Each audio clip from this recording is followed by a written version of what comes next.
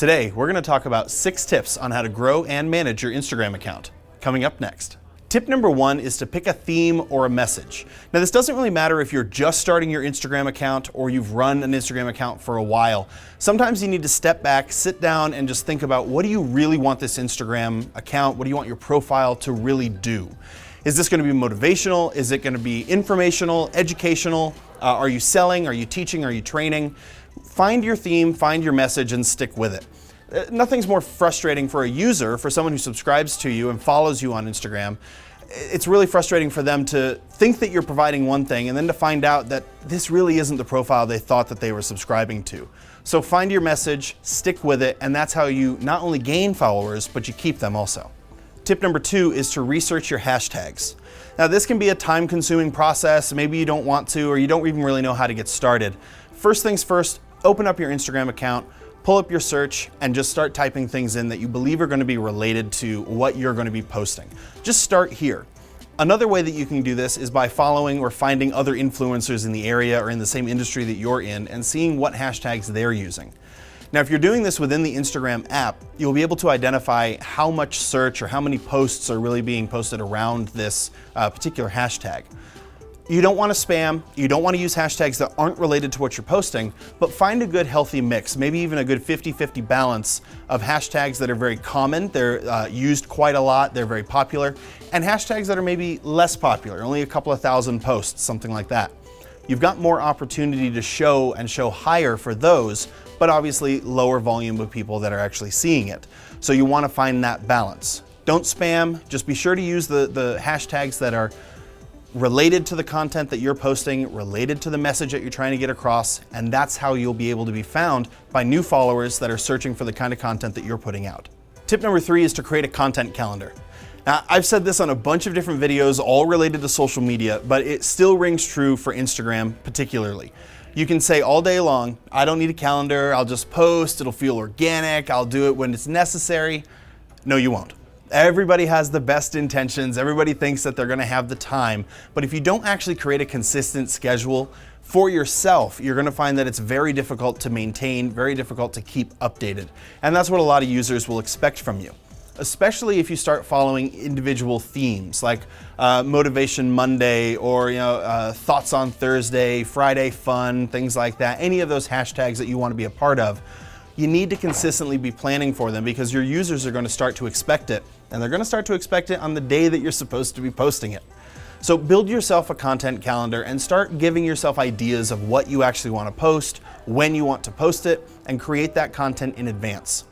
Now, you still want to leave room for that organic side of things, and that's actually where Instagram Stories is really, really valuable because that's instantaneous, it's 24 hours, it's in the moment. You can still be instantaneous with the rest of your Instagram, but really for that part of it, that's where you can use that content calendar to get the best results.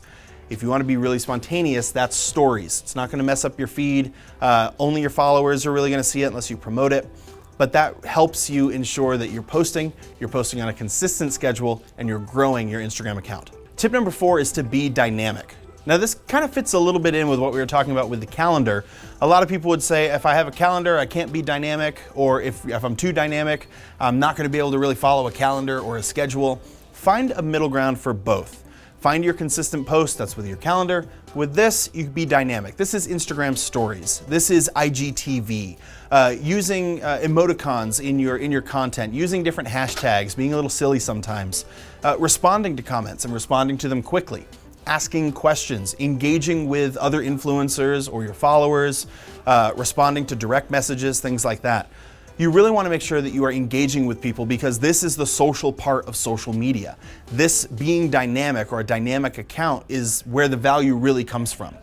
People don't follow a brand or follow a company on Instagram because they think it's cool. They follow it because they want to feel connected with you and they want that social aspect of your business and your company. So give that back to them.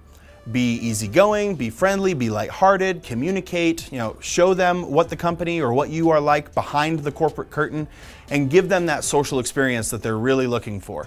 Not only will they stay engaged with you and following with you, but their friends and other people that they influence will also. Tip number 5 is to follow other influencers.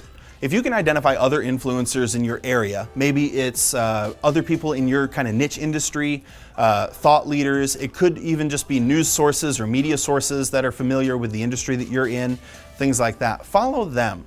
One, it helps you keep on top and abreast of what's happening in your industry. It allows you to keep your finger kind of on the pulse of what's going on. But two, and this is something I really enjoy, is if you keep your the list of people that you follow kind of low, a lot of users can use this as a curated content list of people that they should also follow. So you may not want to always be following competitors or things like that, but follow people and give your followers an opportunity to follow people that can provide value and add more value to their social feeds. Now, it's not just you out there, you're not the only business, you're not the only company, but there's other people in your same niche industry that can provide value. And if all the value in a user or one of your followers' feeds is all related to the service or the product or the industry that you're in, that is still helping to keep your business and your industry top of mind. So keep your follower, or the list of people that you follow, keep that a little bit low, and use that as a curated content list of people that your followers should also follow. It's a great way to connect with influencers, let them know that you're out there, but also make sure that your followers are getting great value. Tip number 6 is to dedicate a budget. Now, like all social platforms and really all types of marketing, nothing is truly free. You can get organic reach if you are an influencer and you've got more followers and they're continually gaining. That's where you're going to see more of that growth. But your growth is going to be limited by algorithms, right? By Instagram's algorithm, by any other social media, things like that. Plus everybody competing for the same followers that you're competing for. Take a little bit of a budget and use that to promote your posts and your ads. You can send people to your website, you can send them, the link will be your phone number. I really like to send people directly back to my profile. You know, if I am specifically marketing Instagram.com/marketing360, a lot of the posts that we will boost or that we post on there, we sponsor, we direct them back to the profile because there's a lot of great content there. And this may be your first time interacting with our Instagram account, so we want to give you the opportunity to check out everything else that we've got out over there, all the other tips and the tricks and the strategies that we post. You can do the same thing for a pretty limited budget. Identify your audience, identify the people you want to target, and then just $1 a day per post, $2 a day. Let it run for 3 or 4 days, and then continue to build. You'll find that you get more followers, you get more influence, you get more people that are communicating with you, and it's just a little bit of an investment, but it helps push you through or push past the algorithm and give you more reach than you would experience if you didn't invest anything. And finally, I've got a bonus tip for you. This may go against what you may hear some other influencers or some other Instagram experts say, but believe me, don't use automated bots or automated tools. This goes against everything, one, in Instagram's terms of service, and two, it goes against everything that is really ingrained in social media. Now, this takes away the social aspect of social media. If you're auto-following, auto-unfollowing, auto-liking, auto-commenting, auto-following hashtags, things like that, that is not the purpose of social media, and there is zero, I'll say that again, there is zero value for anybody using automated bots. You'll find it all over the place. You'll find these people that are paid influencers, saying, oh, I use this bot and I love this and it grew my Instagram. Sure, it filled it up with other bots. And it filled it up with other bots that are commenting, auto bot and auto reply comments on their pages. These are the folks that you see have 7 posts and 30,000 followers. They're using automated bots. They're not to be trusted.